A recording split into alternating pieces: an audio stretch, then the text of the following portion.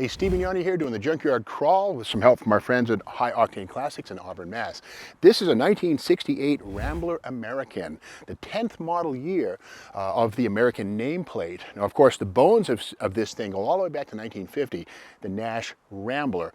But when Rambler became American Motors in the mid-1950s, everything became a Rambler, and the American arrived in 1958 as a patriotic import fighter, truly, long before Lee Iacocca came out with the K-Car Americas. Rambler played that game in 1958 with the Rambler American. Now, by the time this 68 came out, this is the third family of these things, third platform, which went 66 through 69. Now, this one here is a four-door, but check this out. Of the 94,369 Americans made in 1968, more two doors than four doors were made. So let's have a look under the hood and see what we have on this one here. Let's see. Here we go. Yeah. Okay, as I figured, this is the six-cylinder engine, and we can see right there, 199 cubic inch torque command 6. There was an optional 232 for $45 more, or if you wanted to go hot rodding, the 292 barrel could be had for $119 extra.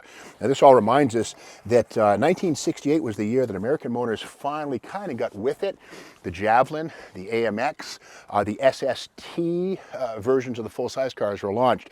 And going from like a huge loss in 1967, near bankruptcy, AMC started to pull out of the dive. But here's the thing, these Americans actually consisted of 33% of all sales, and the price on this thing new was $2,024, America's least expensive car. In fact, this was $336 less than a Dodge Dart four-door. So this truly was America's cheapest car. So let's have a look at the VIN and see what this tells us.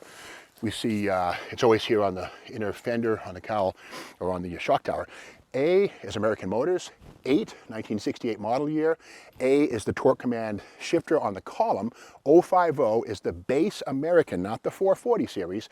A is the 199 cubic inch 6, and of course 736465 is the sequence number. So again, that A code tells us this is the base six popper. But let's remember that the very next year, AMC's revolution and revitalization included this, the SC Rambler, or Rambler Scrambler, you choose it. And this is something that's just crazy.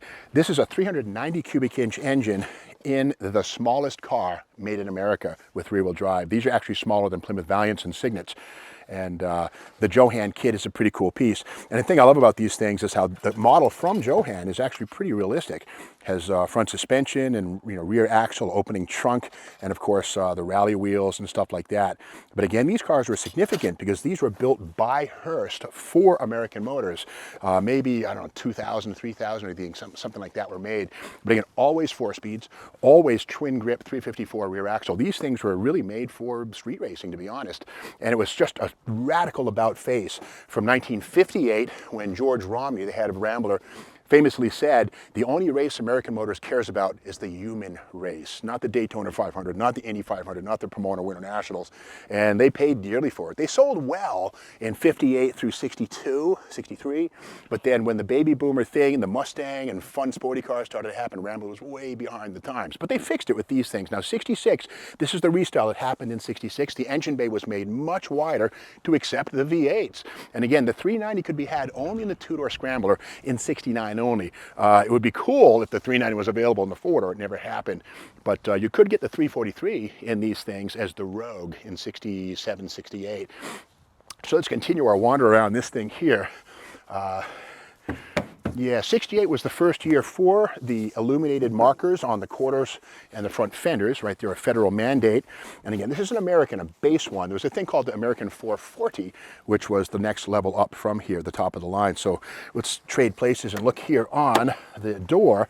And AMC's also, beyond the VIN, have something going on right here. And this tells us the paint on this one is code 54, which is turbo silver metallic.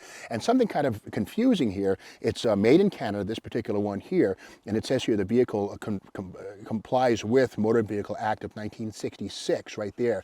Don't be confused. That was something that was applied to all AMC products from 66 onward, just saying they matched the standard that they had to match. Now this, of course, being a 440, rubber floor mat, and again, that Shift Command automatic up on the column, which at this point was still the BorgWarner. Chrysler's TorqueFlite would be adopted by American Motors in 1972, but again, this has the cast iron BorgWarner, I think it's the G37 or something like that, kind of a monster transmission. I've messed with a few of them, and they're kind of obsolete. They work. Now, again, as a non-440, and it has nothing to do with the engine, it's purely about the model line. One thing we don't see in the back is armrests.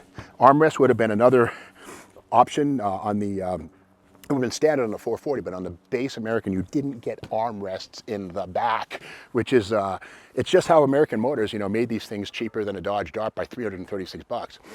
You know, take stuff out and it added if people really want it. In the trunk, these have a good sized trunk. That's the beauty of that. You can see the original turbo silver metallic here, still shining. And again, that's usually the most protected place on any car. You see the last remnants of what it was when it was new. And unlike Ford compacts of this time, like the Falcon and Fairlane, even the Mustang, the trunk floor on the Rambler was truly a floor right here, and that's metal. The gas tank's underneath that. Crazy but true, on Fords, there was a big hole in the middle of the trunk. The top of the gas tank was the trunk floor, which is okay in practice as long as the rubber floor mat is in place. But what often will happen is on the third or fourth owner, rubber floor mat's thrown away or torn up. And if you just happen to have a few batteries, say you go into your buddy's house with a fresh battery because his Boss 429 won't start, you bring that battery and you go around a corner fast, the battery flips over, tumbles around in the trunk. And if you get really lucky, the positive and negative terminals will wind up on top of the gas tank and start welding. And we know what happens after you start heating up gasoline with sparks. You get a fire. But again, kind of an interesting deal. But these were unit construction, these AMC products, which means, you know, pretty much fairly rugged. But when rust sets in, it stays put. But again, here on the rear quarters, we see more of the federally mandated reflectors at the back, 1968. Quarter panels on this don't look too bad. And again, the four-door was less popular than the two-door when it came to the Rambler American. And one thing that just kind of always drives me crazy, I had a 69 Ambassador, a four-door former Civil Air Patrol car, and it had vacuum windshield wipers, which means on a foggy day or a foggy night when you most need the wipers, like you're passing somebody, you hit the gas, whoo, the wipers slow down because there's no intake vacuum. It's crazy. So on this one, we have the vacuum wipers, and let's take a peek at how they work.